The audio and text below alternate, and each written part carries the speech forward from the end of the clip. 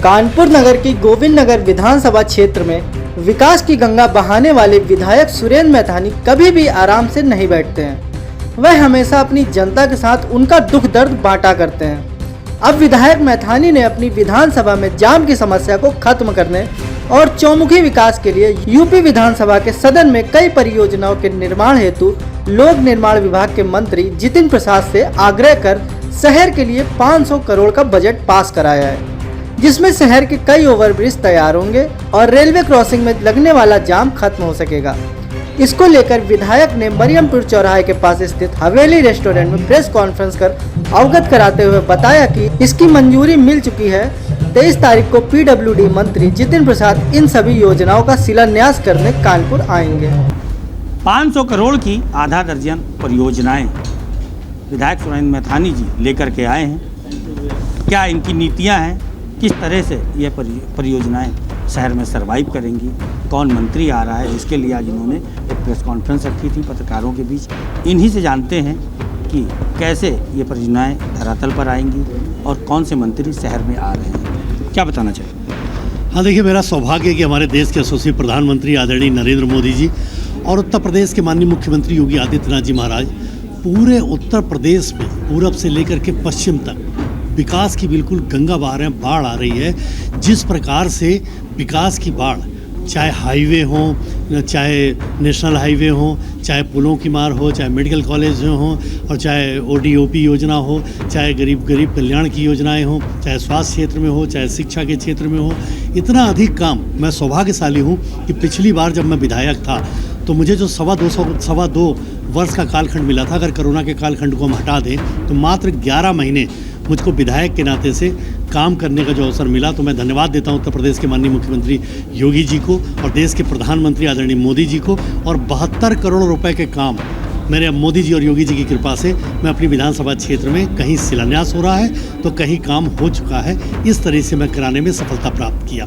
जो अब दादानगर का समानांतर पुल आगामी 23 तारीख को माननीय पीडब्ल्यूडी मिनिस्टर जितिन प्रसाद जी यहाँ पर उनके कर कमलों से मैं इसको करा रहा हूँ।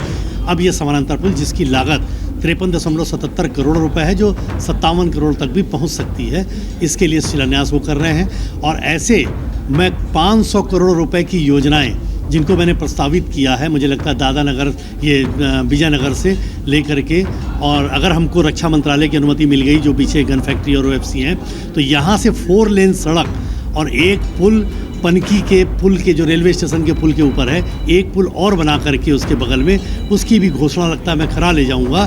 4 लेन सीधे हाईवे से जोड़ने का काम कर रहा हूं। एक पुल जो पनकी पड़ाव का रेलवे क्रॉसिंग है जो T सीरीज में होगा, T के शेप में होगा, उस पुल को भी मैं पास करा रहा हूँ।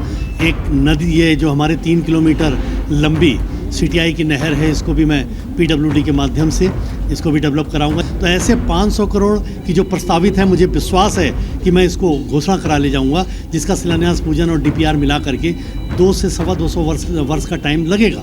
लेकिन ये जो 72 करोड़ और 200 करोड़ के काम हो गए, ऐसे कुल मिला के 797 करोड़ के काम योगी जी और मोदी जी की अनुकंपा से, विशेष कृपा से मेरी विधानसभा क्षेत्र में हो रहे हैं। ये बहुत ही एक अद्भुत, लोगों को एक गिफ्ट हमारी सरकार के द्वारा से डेवलपमेंट का प्राप्त होने जा रहा है, जिसलिए मैं बराबर मेहनत करता हूँ, परिश्रम करता हूँ और प्रयासरत रहता हूँ। एक नया प्रयोग भी मैं आपको बताना चाहता हूँ कि मैं करना चाहता हूँ। अभी मैं दिल्ली से कल ही लौटा हूँ, पॉल्यूशन बोर्ड के साथ बैठा और मैंने एक पॉलिसी बनाई कि कुछ एक आयुर्वेदिक पद्धति से नालों को साफ करने की प्रक्रिया है, जिसका प्रयोग हमारे माननीय प्रदेश के प्रभारी बिहार से सांसद आदरणीय राधा मोहन सिंह जी ने अपनी लोकसभा में प्रयोग किया है और आयुर्वेदिक पद्धति से पूरे बहुत बड़े तालाब को, गाँव के सारे तालाबों को साफ कराया है, जिससे जहर मरता है और भूगर्भ जल प्रदूषित होने से बचता है। मैंने उस पर आग्रह किया, जिसमें 4.5 करोड़ के आसपास उसकी लागत आएगी, जिसके लिए मैं अपने उत्तर प्रदेश सरकार से, माननीय मुख्यमंत्री जी से भी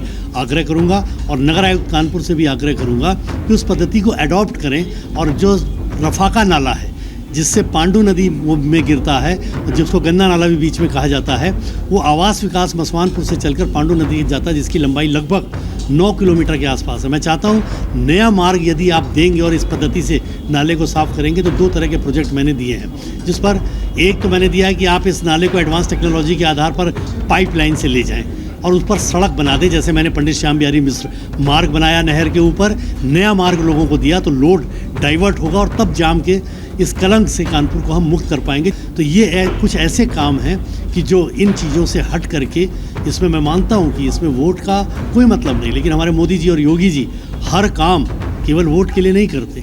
उसी तरह हम उनसे प्रेरणा लेकर के प्रत्येक काम, मेरा मानना है कि वोट के लिए नहीं करना चाहिए, कुछ काम हमको अपने नैतिक कर्तव्य के पालन के लिए भी और आने वाली पीढ़ी को भी हम अपने कारण से क्या दे पाए, इसके लिए भी करना चाहिए। विधायक जी ये बताइए, 55 लाख की आबादी है और इस आबादी में महज 2.5 दर्जन ICU बेड हैं सरकारी अस्पताल में। इसके लिए आप लोगों ने क्या सोचा? पुल बनवा रहे हैं, सब करवा रहे हैं, और सबसे ज़्यादा ज़रूरत तो आजकल आदमी को ICU की होती है। गरीब आदमी को तो ICU मिलता ही नहीं। देखिए, मैं इस कानपुर महानगर का 8 वर्ष तक 3 बार अध्यक्ष रहा, और तब सपा की सरकारें थी, बसपा की सरकारें थी। हम लोगों ने देखा कि हैलट जैसे संस्थान पे, उर्सुला जैसे संस्थान में अव्यवस्थाओं का अंबार था। आज आप देखिए कि 16-17 जिलों के गरीब लोग हैलट और उर्सुला अस्पताल के ऊपर डिपेंड है, और संख्या दिन प्रतिदिन बढ़ रही है, लेकिन ICU बेड नहीं मिलते। इस पर क्या आ रहा हूँ, वहीं पे आ रहा हूँ कि आप जब 16-17 जिलों के लोगों का विश्वास क्यों बढ़ा? क्योंकि उनको मेडिकल की सुविधाएं मिल रही हैं। अपवाद कोई हो सकता है, मैं उस पर नहीं जाता, लेकिन लोगों को विश्वास बढ़ा है, इसलिए संख्या बढ़ रही है। उसी अकॉर्डिंग अभी जैसे हम लोग सामाजिक क्षेत्रों से भी आग्रह करते हैं और सरकार से भी, तो तमाम ICU बेड, अभी 50 ICU बेड बढ़ाए गए। नई बिल्डिंग अभी जो बनी है PGI के तर्ज पर, उस पर भी काम हो रहा है, उस पर भी संसाधन दिए गए, बजट को भी बढ़ा करके दिया गया, बिल्डिंगों के लिए भी बजट बढ़ा करके दिया जा रहा है। स्वास्थ्य क्षेत्र में हमारी सरकार बहुत काम कर रही है। आपने देखा JK कैंसर में भी हम एडवांस काम कर रहे हैं। कार्डियोलॉजी आपने देखा है कि उत्तर प्रदेश में सबसे अच्छा माना जा रहा है, उसमें तमाम संसाधन दिए। उनको ज़मीन भी अभी मेडिकल कॉलेज से अटैच करी है, उसमें भी ICU बेड बढ़ा रहे हैं। तो हम ICU बेड पर लोगों की स्वास्थ्य सेवा गरीब आदमी को निःशुल्क प्राप्त हो सके, इसके लिए लगातार योगी आदित्यनाथ जी के निर्देशन में, माननीय मोदी जी की निर्देशन में हम उस क्षेत्र में काम कर रहे हैं और लोगों को लाभान्वित करा रहे हैं। और ये कानपुर में दिन प्रतिदिन स्वास्थ्य क्षेत्र में, शिक्षा के क्षेत्र में अद्वितीय आपको बदलाव लगातार दिखेगा। और ये जो बढ़ती हुई भीड़ और लोगों का विश्वास जो हैलट पर और उर्सुला पे हो रहा है, जहाँ कहीं अपवाद आ जाते हैं इस प्रकार के, ये इसी कारण से है कि लोगों को अब लग रहा है कि इस शासन में, मोदी जी और योगी के शासन में, हमको स्वास्थ्य की सेवाएं प्राप्त हो सकती हैं, इसलिए वो सरकारी संस्थानों में आ रहे हैं।